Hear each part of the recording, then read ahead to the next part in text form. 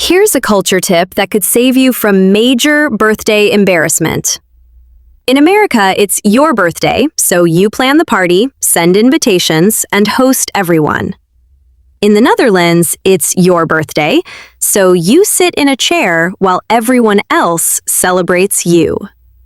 Welcome to the celebration switch, where who throws the party reveals everything about cultural expectations. Let's start with America, because we've turned birthdays into a very specific performance, haven't we? We absolutely have. In American culture, if it's your birthday, you're expected to organize your own celebration. You plan the party, choose the venue, send invitations, and essentially host your own birthday event. So the birthday person does all the work? Pretty much. You decide if you want dinner, drinks, a party, or just quiet time. You coordinate the logistics. You might even pay for some or all of it, depending on the type of celebration. Your birthday, your responsibility to make it happen. That seems backwards. Right? But in American culture, it makes sense. It's your day, so you get to decide how you want to celebrate. Want a big party? Throw one. Want intimate dinner? Organize it. Don't want to celebrate? That's fine too. So it's about control over your own celebration. Exactly. Americans value autonomy. Making someone else plan your birthday means they might choose something you don't enjoy. Planning it yourself ensures you get what you actually want. But doesn't that feel like you're demanding celebration? To other cultures, yes. There's an American woman, Jessica, who moved to Vietnam. Her birthday came up and she did what felt natural. Sent messages to friends suggesting they all meet at a bar to celebrate. Her Vietnamese colleagues were shocked. Why? In Vietnamese culture, organizing your own birthday celebration looks self-centered. It's like saying, "Come celebrate me because I'm so important." They couldn't believe she'd essentially demand people show up to honor her. Whereas Jessica thought she was just coordinating logistics. Exactly. She wasn't being egotistical. She was following American cultural script. But to her Vietnamese friends, it came across as arrogant. Now, the Netherlands has what might be the most unusual birthday tradition I've encountered. Which is... In Dutch culture, on your birthday you sit in a chair and receive guests. You don't plan anything, you don't organise anything. Friends and family come to you, bring treats, celebrate you, and you essentially hold court while they do all the work. You just sit there? Essentially, yes. It's called the birthday chair tradition. You sit, often with decorations around you, and people come throughout the day to congratulate you, bring cake or flowers and celebrate. You're the guest of honor in your own home. So everyone else does the organizing? Completely.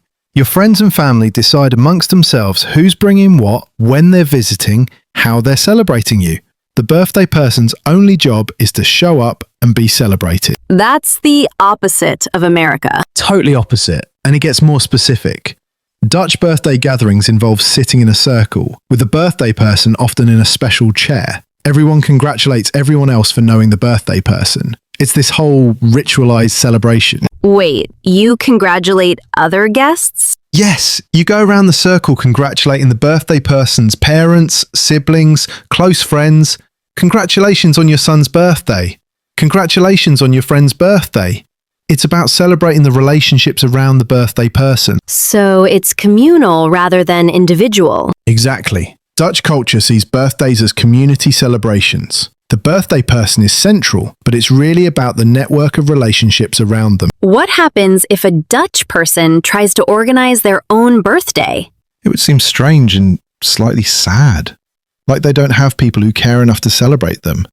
There's a Dutchman, Peter, who worked in American offices. His birthday came, and he waited for colleagues to organize something. Nothing happened. Because Americans expected him to organize it? Exactly. He thought they didn't care about him. They thought he didn't want to celebrate. Both were confused by the other's inaction. So how do other cultures handle birthday celebrations? Portuguese culture has an interesting twist. The birthday person often treats others. You might bring cake to work or host a dinner and pay for everyone. So you celebrate your birthday by giving to others? In a way, yes. It's about generosity and gratitude for another year. You're celebrating your life by sharing with the people who've been part of it. Australian birthdays lean American. You typically organize your own thing, but there's less pressure to make it elaborate. Very laid back. Drinks for my birthday, and everyone splits the bill. No expectation of hosting or treating, just gathering. Vietnamese birthdays, as Jessica learned, are organized by others, usually family. Parents throw children's birthdays. Friends might organize surprise parties for adults. The birthday person shouldn't be involved in planning their own celebration. So multiple cultures believe others should celebrate you, not yourself. Yes, Vietnamese, Dutch, and many Latin American cultures see self-organized birthdays as inappropriate or sad. It suggests you're either self-absorbed or lacking people who care. What about milestone birthdays? That's where it gets even more complex. In America, milestone birthdays, 30, 40, 50, often involve bigger, self-organized parties. You're expected to go big for significant ages. While in Dutch culture, milestone birthdays just mean more elaborate celebrations organized by others? Exactly. The bigger the milestone, the more your community steps up to celebrate you. You do less, not more. Here's what's fascinating about birthday celebration responsibility. It reveals cultural values about individualism versus community. American self-organized birthdays reflect our individualism.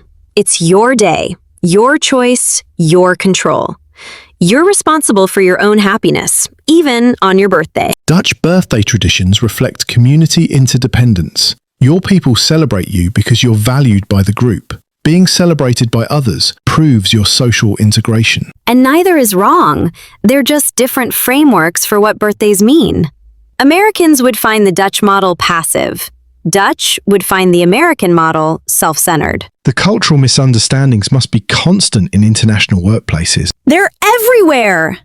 Someone from a celebrate me culture waits for colleagues to organize something and feels ignored.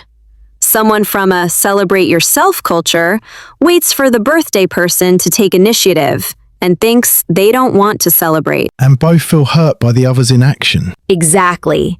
The American organizes their own party and looks demanding to colleagues from collective cultures. The Vietnamese person doesn't organize anything, and colleagues from individualist cultures think they don't care about their birthday. So what's the solution? Ask directly about birthday expectations when joining a new cultural environment.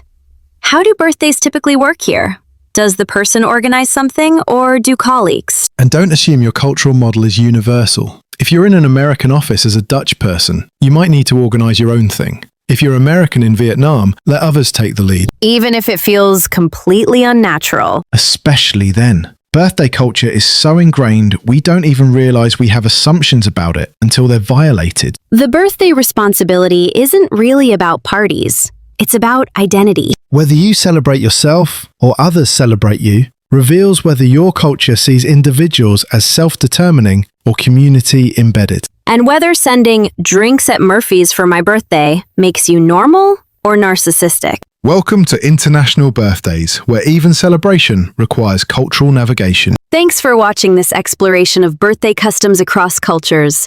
If you've ever been confused about who's supposed to plan the party, now you know why. Next episode tackles an even bigger celebration question, the holiday hierarchy. Because if birthdays are complicated, wait until you see major holiday expectations.